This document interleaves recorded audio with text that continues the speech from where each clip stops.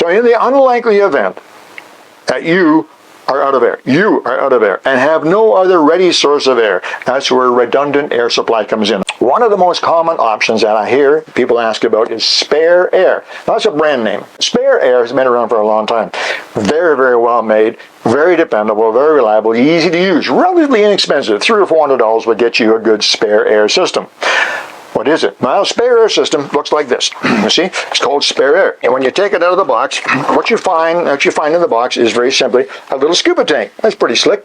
A little scuba tank. Yep. You see, you take this cap off, and you have a scuba mouthpiece. And the whole device fits into a little pack that's going to attach to your belt, and it stays in there until, heaven forbid, that day when, if I may, you messed up. And all of a sudden you find that you're out of air, and your buddy is somewhere, but not close enough to be of any value.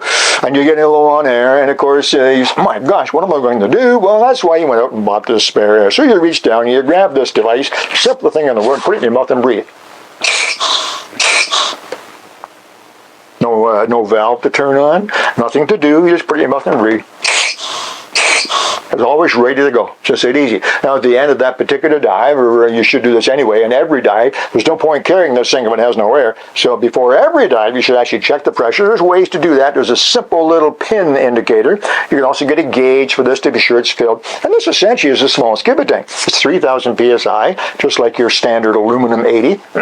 It comes with a simple adapter that you can use to fill right off of your own 80 cubic foot tank. If it's full, you can purge it. The problem is it's only 3 cubic feet. So what's wrong with that? 3 cubic feet is better than nothing. You're right, it is better than nothing, but not much. Problem is that from 100 feet, it's going to take about 2 minutes to get to the surface.